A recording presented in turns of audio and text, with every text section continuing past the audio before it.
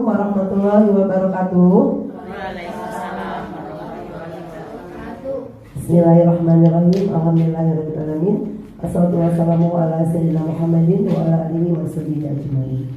Yang terhormat Ibu Kepala Sekolah dan yang mewakili, yang terhormat Bapak Ibu guru kelas 1 sampai kelas 6 yang alhamdulillah pada hari ini sudah hadir dalam rangka acara diseminasi budaya positif dan nanti akan dibawakan oleh Ibu Retno sebagai calon guru penggerak angkatan 9. Sebelumnya mari kita membaca doa, semoga acara pada hari ini lancar sampai nanti selesai.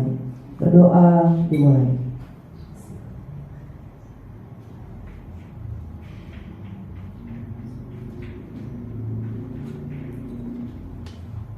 Berdoa selesai. Terima kasih. Kita lanjut acara berikutnya, yaitu diseminasi yang nanti akan dibawakan oleh Ibu Retno sebagai tugas ya Bu Bapak Ibu. Nanti akan dibawakan dan nanti barangkali ada yang ingin bertanya silakan ya. Ini sebagai implementasi dari aksi nyata modul 1.4. Sebelum nanti Ibu Retno membawakan presentasinya di seminar tersebut, terlebih dahulu akan kita dengarkan sambutan dari wakil kepala sekolah yang akan dibawakan oleh Ibu Fauzia. Ibu Fauzia dipersilakan.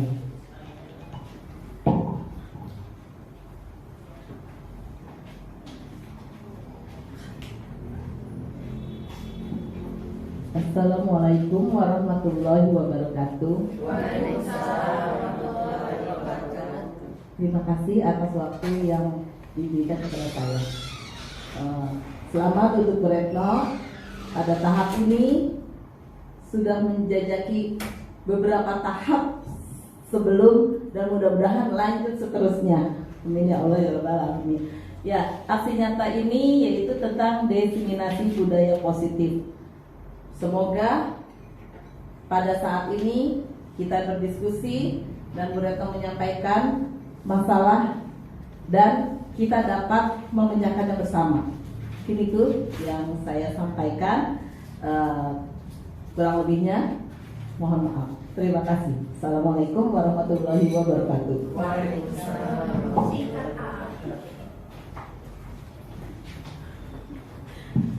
Terima kasih Bu Fauzia sebagai perwakilan kepala sekolah SDN Cepaka Putih Barat 07. Acara selanjutnya yaitu nanti akan dibawakan oleh Ibu Retno Arifarto Pauluti dari SDN Cepaka Putih Barat 07 sebagai CGP angkatan 9 yang akan mempresentasikan diseminasi budaya positif.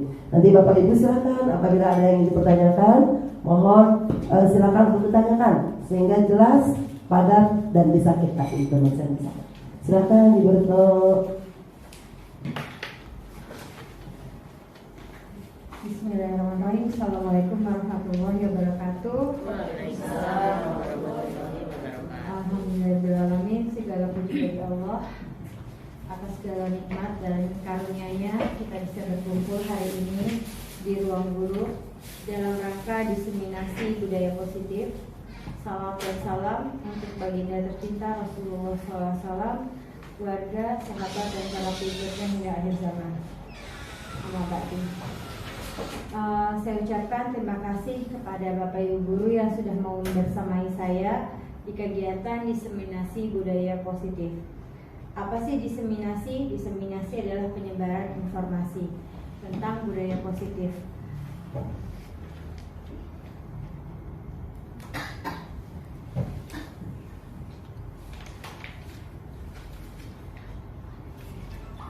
Perkenalkan, saya Arifarto Pauluti, calon guru penggerak angkatan 9. Pengajar praktik saya mungkin sudah pernah ketemu, Bapak Sahabat Bancin, dan fasilitator saya adalah Ibu Rokini dari Jogja.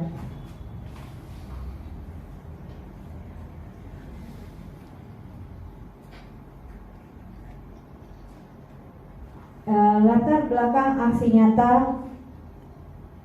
yaitu seiring dengan perkembangan zaman dan teknologi, fenomena krisis karakter sangat memprihatinkan. Hal tersebut disebabkan perkembangan teknologi memudahkan mereka murid-murid kita mengakses tren budaya luar yang tanpa mereka kaji apakah sesuai dengan budaya kita atau tidak. Budaya positif di sekolah ialah nilai-nilai, keyakinan-keyakinan, dan kebiasaan-kebiasaan di sekolah yang berpihak pada murid agar murid dapat berkembang menjadi pribadi yang kritis, penuh hormat, dan tanggung jawab. Sekolah sebagai institusi pembentukan karakter pada anak menjadi peluang bagi sekolah, terutama guru sebagai pendidik dalam membangun budaya positif di sekolah. Sekolah idealnya menjadi tempat yang aman dan nyaman bagi murid. Hal ini sejalan dengan filosofi pemikiran Ki Hajar Dewantara, yaitu pembelajaran di sekolah harus dapat membawa murid memperoleh kebahagiaan setinggi-tingginya melalui merdeka belajar. Salah satu cara yang dapat dilakukan dengan membangun budaya positif di sekolah adalah membentuk keyakinan kelas dan menerapkan segitiga restitusi. Nanti kita akan pelajari sama-sama. Dan dengan adanya keyakinan kelas yang disusun bersama antara guru dan murid, maka semua akan mengupayakan untuk menjalankannya sebagai langkah awal membangun budaya positif di sekolah. Pada dasarnya, setiap sekolah, setiap anak sudah ada bawaan. Kalau kata Ki Hajar Dewantara itu sudah ada kodratnya dua, kodrat alam dan kodrat zaman. Jadi sekolah itu hanya menghantarkan mereka sesuai dengan kodratnya. Dan budaya positif di sekolah kita sebenarnya sudah ada. Hanya melalui keyakinan kelas kita menggalinya. Nah, dengan penerapan segitiga restitusi dapat membimbing murid berdisiplin positif agar menjadi murid merdeka dan berprofil pelajar Pancasila. Tujuan aksi nyata ini peserta diseminasi nanti mampu: 1. Memahami makna disiplin positif dan mengamati penerapannya di lingkungannya, serta kaitan teori kontrol dengan 3 motivasi perilaku manusia. Memahami pentingnya memilih dan menentukan nilai-nilai kebajikan yang akan diyakini dan disepakati seluruh warga sekolah, sehingga kelak tercipta sebuah budaya positif.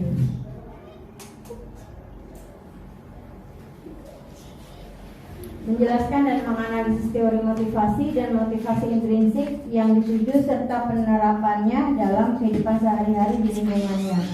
Memahami konsep hukuman dan penghargaan dan konsep pendekatan restitusi. Memahami pentingnya memiliki keyakinan sekolah atau kelas sebagai fondasi dan arah tujuan sebuah sekolah atau kelas yang akan menjadi landasan dalam memecahkan konflik atau permasalahan di dalam sebuah sekolah atau kelas.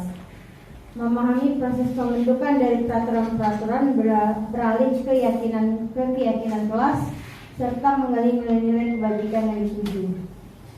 Memahami kebutuhan dasar yang menjadi motif dari tindakan manusia baik murid maupun guru, menjelaskan dan menganalisis dampak tidak terpenuhnya kebutuhan dasar terhadap pelanggaran peraturan dan tindakan yang tidak sesuai dengan nilai kebajikan. Mengidentifikasi peran dan sekolah, guru dalam upaya menciptakan lingkungan belajar dan pemenuhan kebutuhan anak yang beragam, menganalisis secara kritis, reflektif, dan terbuka atas penemuan diri yang didapatkan dari mempelajari 5 posisi kontrol.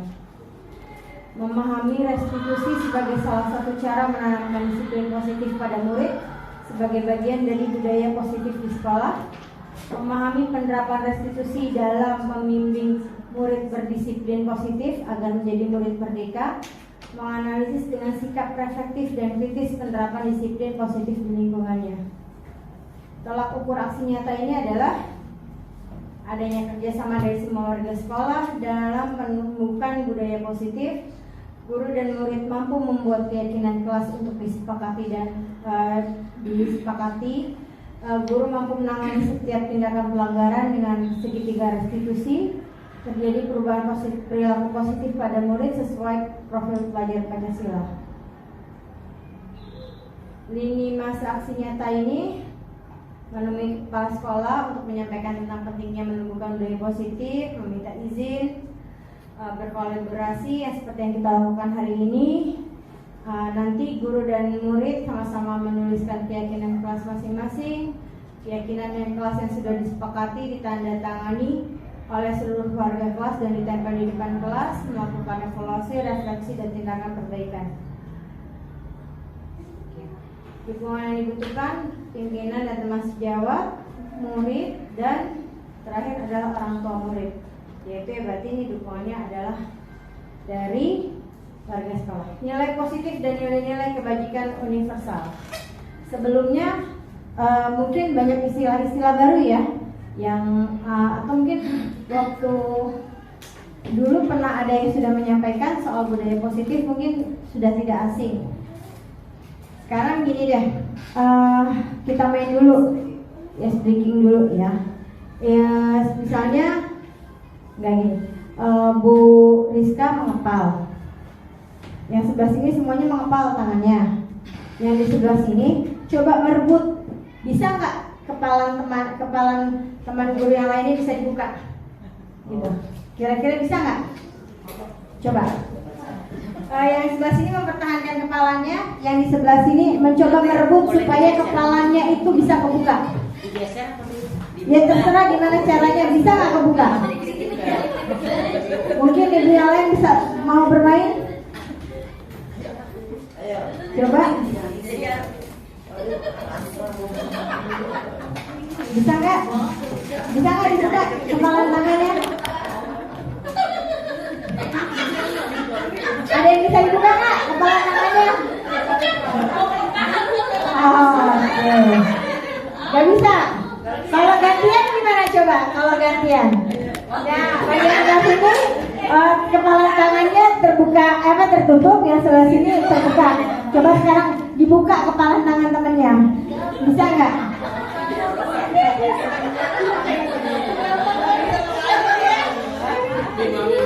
Ya. Makasih Pak. Oke. Tangan yang terkepal, Bapak Ibu, itu ibarat keyakinan. Jadi sebuah keyakinan. Dan tangannya yang terbuka itu ingin mencoba membuka keyakinan. Ya, keyakinannya mau dibuka. Kira-kira kuatan siapa keyakinannya? Susah ya kalau sama-sama kuat. Alhamdulillah. Ya. Oke. Apakah Anda atau teman Anda ya membuka kepala tangan Anda? Tidak. Apa alasannya Anda atau teman Anda membuka kepala tangan Anda? Ada nggak? Oh, nggak bisa kebuka. Oke. Apakah Anda dan teman Anda menutup kepala tangan Anda? Ya. Alasannya kenapa tetap bertahan? Mempertahankan keyakinan. Ya, jadi intinya sih sebenarnya ketika kita belajar di menjadi guru penggerak ini, materinya adalah sebenarnya ingin menyalurkan budaya yang ada di dalam diri kita masing-masing, di dalam setiap guru, di dalam lingkungan masyarakat, supaya budaya positifnya itu keluar. Dan kita harus punya keyakinan, karena pada dasarnya sekarang itu dengan banyaknya informasi, keyakinan kita sendiri pun banyaknya makin tergerus ya dengan mengikuti budaya-budaya dari luar. Jadinya terhadap bangsa sendiri lah. Jadi ini upaya pemerintah untuk terus menumbuhkan budaya positif yang ada di masyarakat, terutama di lingkungan sekolah. Apa yang dapat Anda Bapak Ibu apa yang dapat Ibu Bapak simpulkan dari kegiatan tersebut? Testimoni? Bahwa kalau kita punya keyakinan itu harus dipegang teguh. Dari Ibu? Idem. Oke, terima kasih ya. Ada yang beda mungkin? Silahkan. Tapi bagaimana kalau keyakinan kita ini ada pengaruh baik gitu dari yang mau rebut, kita keyakinan bisa berubah nggak? Bergoyang. Bisa? Kalau memang keyakinannya baik ya.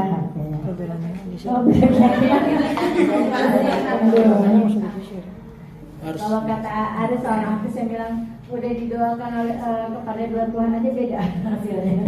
Oke. Ya, ini teori kontrol. Teori kontrol itu dikemukakan oleh Glasser pada tahun 1985. Persepsi dunia dan konteks 5 kebutuhan genetik dasar. Ya, kita Glasser menekankan bahwa bukanlah kehadiran dunia luar yang berpengaruh pada perilaku kita, tetapi bagaimana cara kita mempersepsikannya yang membuat hal itu terjadi tampak. Jadi istilahnya tergantung rasakan kita ya.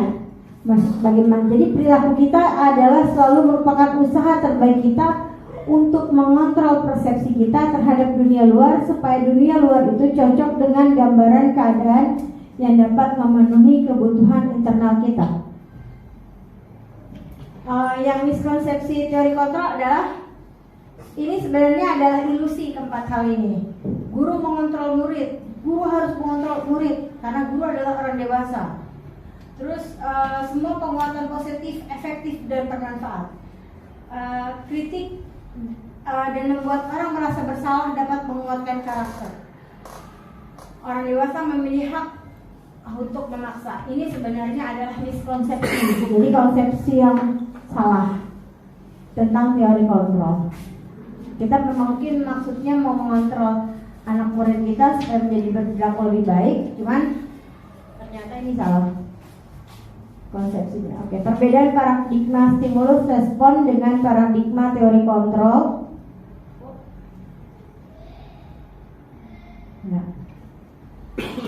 Nah, menurut stimulus respon, kenyataannya kebutuhan kita sama, tapi menurut teori kontrol pada kenyataannya kebutuhan kita berbeda. Mungkin kita sama-sama berbadan besar, tapi kebutuhan kita berbeda. Oke, semua orang melihat yang sama kalau menurut stimulus respon, tapi menurut teori kontrol setiap orang memiliki gambaran berbeda, tergantung dari pengalaman kita, pengetahuan kita pasti berbeda. Yang ketiga, kita mencoba mengubah orang agar berpandangan sama dengan kita. Menurut teori kontrol, kita berusaha memahami pandangan orang lain tentang dunia.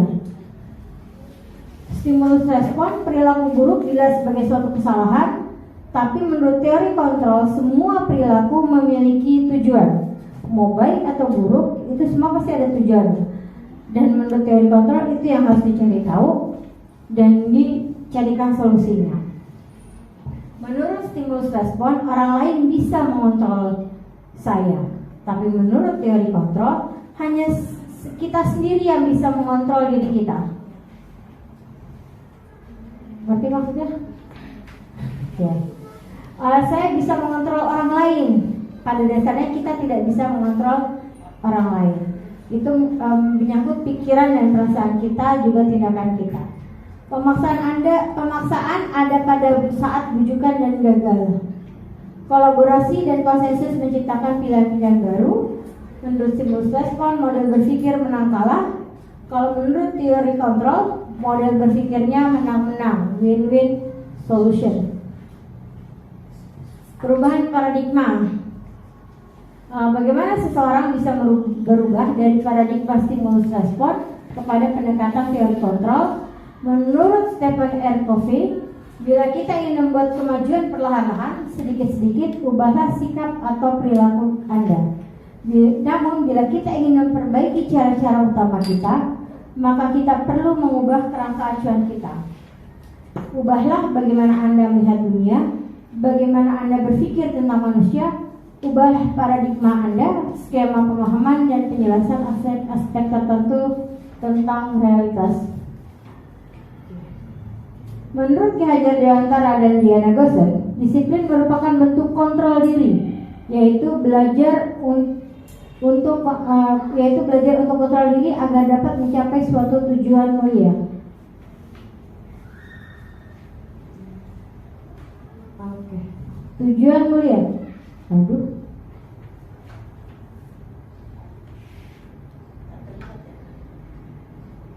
Tujuan mulia dan nilai-nilai kebajikan universal.